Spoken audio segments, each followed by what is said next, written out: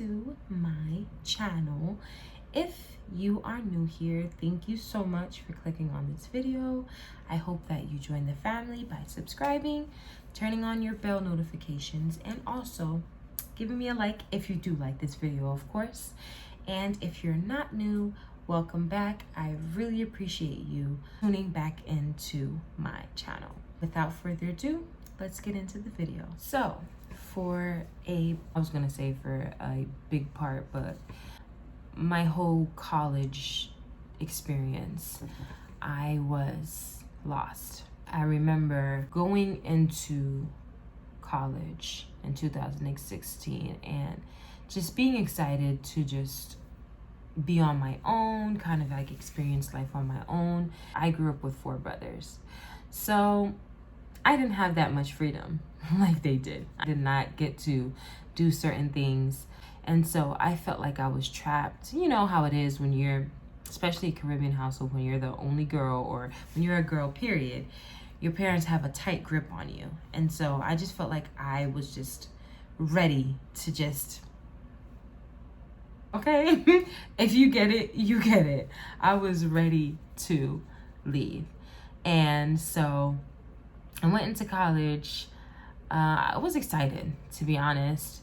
I was excited to, like I said, be on my own, to just get a taste of the college experience, because I'm not gonna lie, I was fooled. I thought college was gonna be like what I saw on the TV shows and the movies. And I feel like, honestly, it kind of was like that, but it wasn't like exactly what I was thinking it would be, if that makes sense. I went to the same school that my good sis went to, and so I didn't feel like I was starting off new.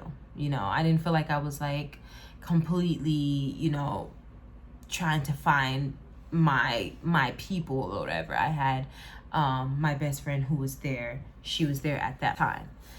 So I was very excited. I was excited to be there. So I remember for a big part of my college experience, I would say, honestly, the first 2 years, I was partying. You know, I was partying on a Monday, on a Tuesday. My friends would call me up, hey, let's go out, let's do this. And I was ready, because like I said, when you're confined, like for most of your life, and you don't even get to go out or do certain things, when you get the call on a Tuesday night, even though you know you're supposed to be doing something, it's, yeah, let me get dressed, let me go out, because that was just how it was. Okay, I promise I'm going to get to the juice of this of this story, but I just kind of want to give you guys a backstory about what was going through my mind during those times. So I went in there not really knowing who I was.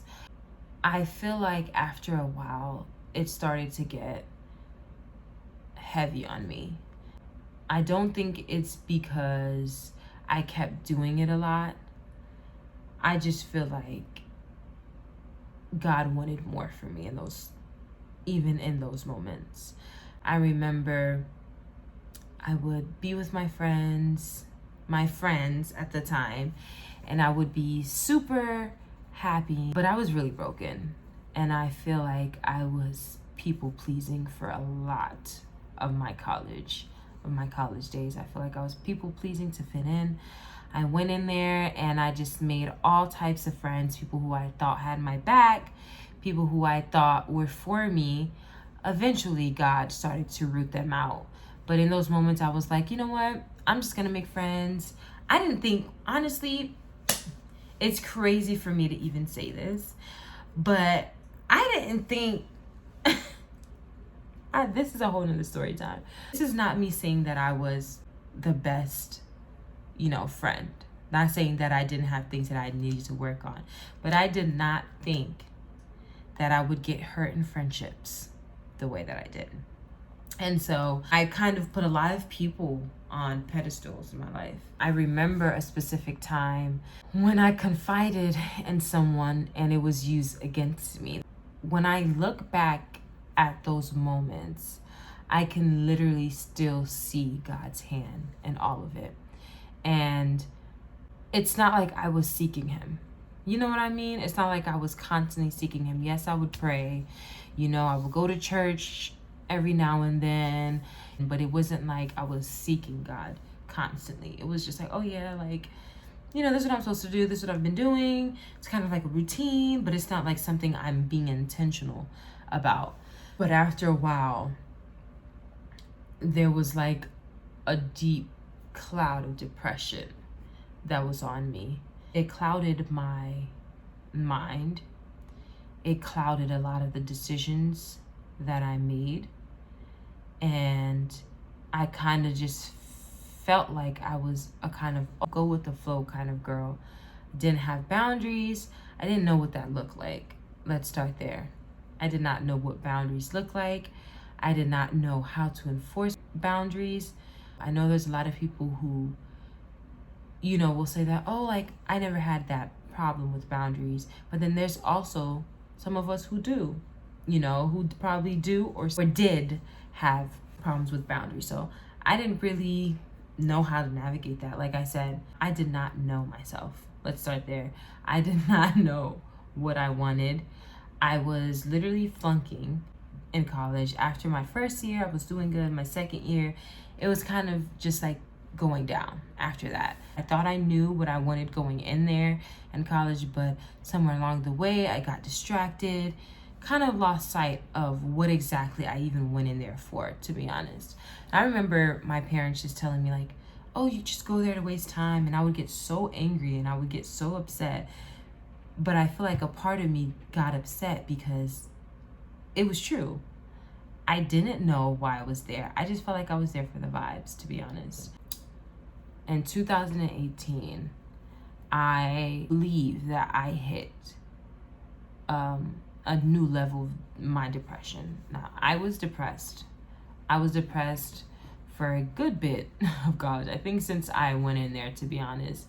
But it hit a different level in 2018, and then it got deeper in 2019. Now, that's a whole nother story. But in 2018, it was a different level. I started to kind of doubt God. I started to question him. I just felt like doesn't matter how much I would try to kind of like mask this pain, this sadness that I was feeling. It was still there. And I started to blame God when I wasn't even really chasing after him in the first place. I wasn't spending time with him. I wasn't taking the time out to really sit and pray and tell him what was going on in my heart. It just felt like it was his job to help me without me even like taking the time to talk to him at all. And so 2018, it kind of started that way. And then it hit a shift when I came back to school after summer vacation. And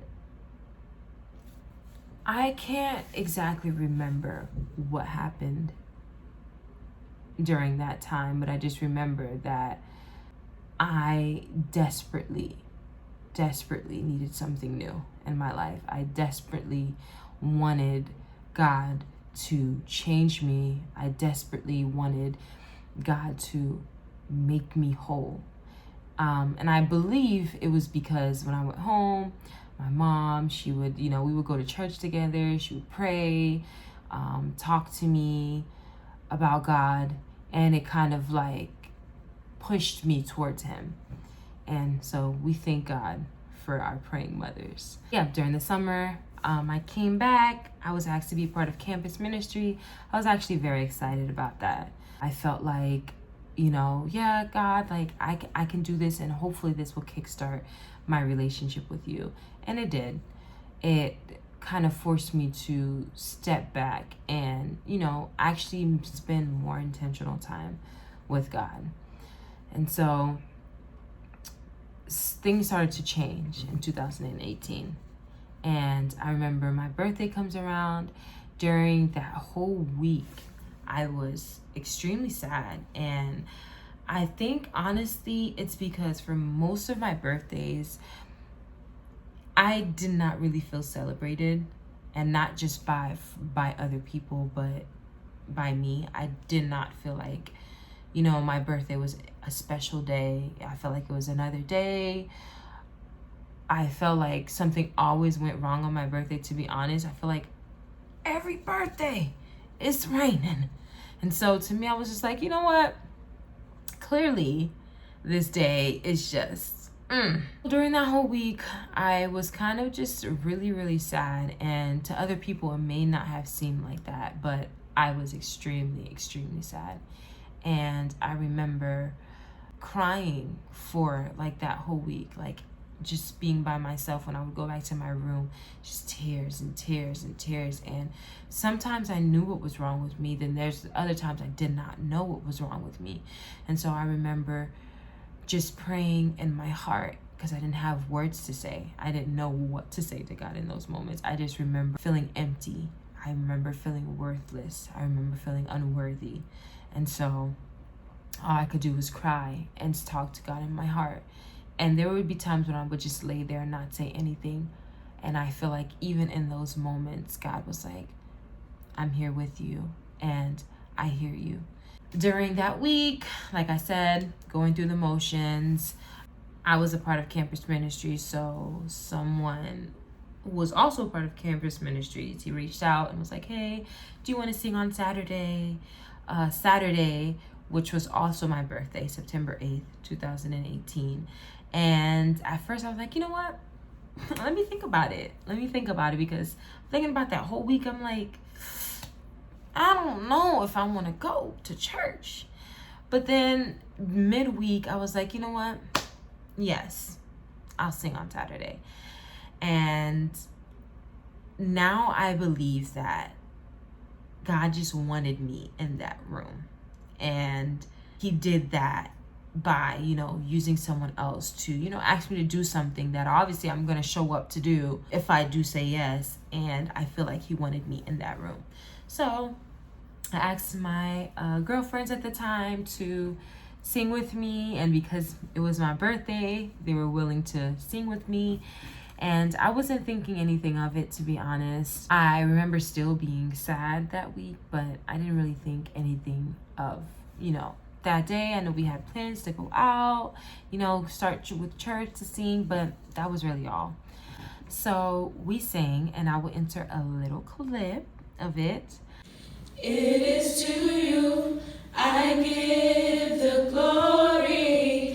It is to you I give the praise. For you have done so much for me, and I will bless your holy name.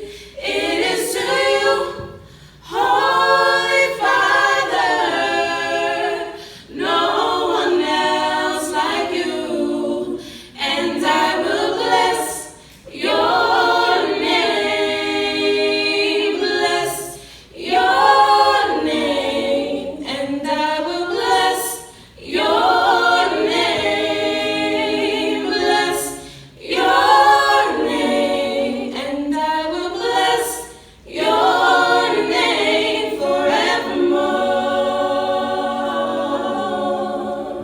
But we sang, and before I get into the whole point of this video, I still listen to this video, and even though it's not perfect, we didn't sound like absolute angels that day, but I just remember feeling so loved in that moment, which was big for me in that season of my life. And I would listen to it, and I was just listening to it 2 weeks ago, and I was just replaying. That was the only thing I was replaying for like a good hour, and it was just taking me back to that day, and it was taking me back to how I felt during those moments. I'm not gonna cry, y'all. I did not expect to cry. But it takes me back to how I felt in those moments, the emptiness that I felt, the sadness. And it reminds me that, oh, Lord. Oh.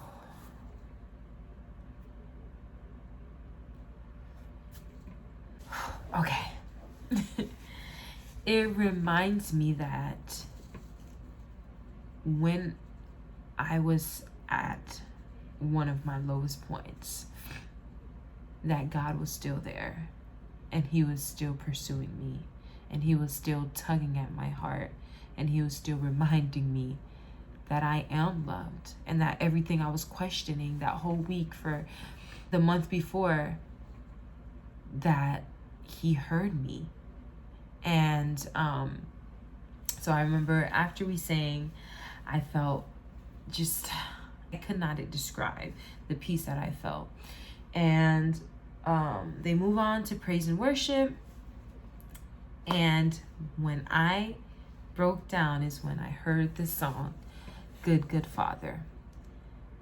To me, that was God's confirmation.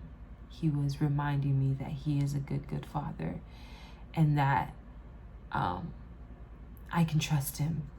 When I tell you I could not stop crying, I could not stop crying. I had chills everywhere. I just felt the Holy Spirit that day, and I felt him comforting me. And even then, after that moment, you would think that I would kind of just sit in that, you know, and I wish I did. I still went out that night. We went out to eat, and we tried to go out to a hookah lounge. We didn't find the right spot. It started raining, and I was like, you know what? Just forget it. Just forget it. We left, and I remember just having an attitude that day, completely forgetting the moment that I had with God earlier that day. I'm like, every birthday is the same thing. Every birthday is the same thing. I was just so upset. And I wish that I took the time to sit in that moment that I had with God. Y'all, there are no words that I can use to describe that moment that I had. And the reason for me sharing this testimony, and I believe that the reason why God let me fall on that video again 2 weeks ago, was to remind me that if he did it before, he can do it again. In this season that I'm in now, it's easy for me to kind of dwell on the negatives. And I'm sure someone out there can relate. It's easy to dwell on the negatives, right? Because, oh my gosh, why is this happening to me? Why does this keep happening to me? Or, you know, why do I take 5 steps forward and I take 10 steps back? And just kind of dwelling in this season and thinking that this is how it's going to be. But I know that God wants to remind me, and wants to remind anyone that's watching this video, that we need to sit in each season and ask him what it is that he's trying to teach us. And looking back at the seasons that he brought us through and remembering who he is.